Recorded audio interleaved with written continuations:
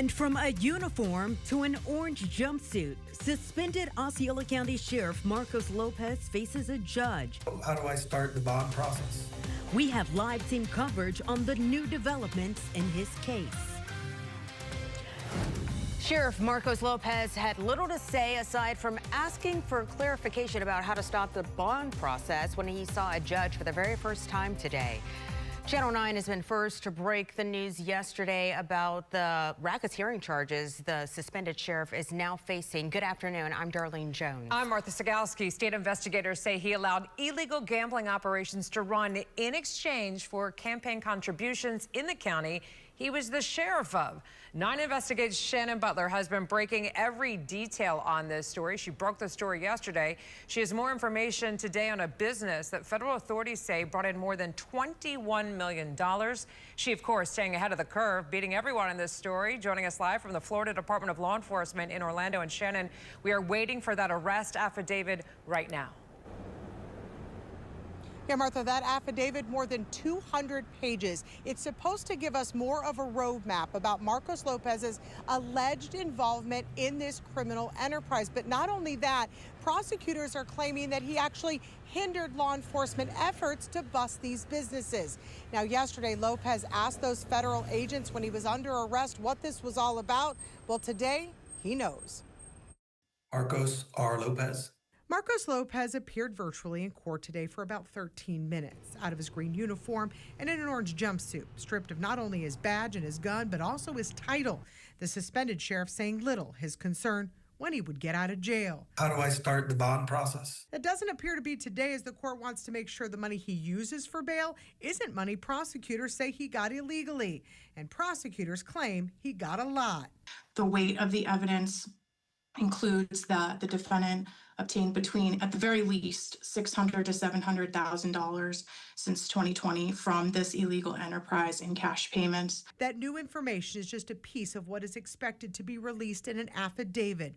First, it says the effort started even before he became sheriff and continued long after. We know there are text messages showing his alleged involvement and his communication with those co-conspirators dating back to 2020. It will also show, they say, that he was scouting out locations to bring illegal businesses from Lake County to Osceola in 2021. And information, they say, will show that he obstructed law enforcement's efforts when it came to those businesses. Now, Marcos Lopez does have connections to Puerto Rico. You have to look at his social media to even know that. Today, prosecutors said that they want him on a GPS monitor because of those ties there, which the judge did grant. Now, as for the Osceola County Sheriff's Office today, I briefly spoke with Sheriff Blackman today. He said it is business as usual right now until he tries to figure out what, if anything else, needs to be done. We are live in Orlando. Shannon Butler, Channel 9 Eyewitness News. All right, Shannon, we know you'll stay on top of it. And 4 other people are facing charges tonight related to that illegal gambling operation. Channel 9's Ashlyn Webb is live outside of the Lake County Jail. And Ashlyn, 2 are booked there at the jail behind you. Yes, Carol Cote and Sharon Fedrick. So now 3 people tied to this case are now in custody in the Lake County Jail. All day we have been waiting here to see when they will bail out and walk outside of these doors. That could be any minute now for Cote and Fedrick, because earlier this morning they stood before a judge for the first time with these charges, and that judge set their bonds. Both are facing the same charges, racketeering and conspiracy to commit racketeering charges. The charging affidavit says that they were agents of this illegal gambling operation. They were employees of it. The thing that's interesting with cases like these, where there are several co-defendants, is who will jump on a chance for a plea deal in exchange for testifying on the others. It's going to be interesting how all of this unfolds, especially because the Attorney General's office says there will be other arrest warrants filed on others in the coming days. The judge posted a $100,000 bond for Cote, but the judge posted a $300,000 bond for Fedrick, which is a higher bond than what Cote got because of her extensive criminal history, including past federal prison time. That's who investigators say suspended Sheriff Marcos Lopez was associated with. Next at 5, we will be breaking down her history. Back to you guys. And Ashlyn, one moment before we leave you, 2 others accused in this case haven't been arrested just yet, but maybe soon.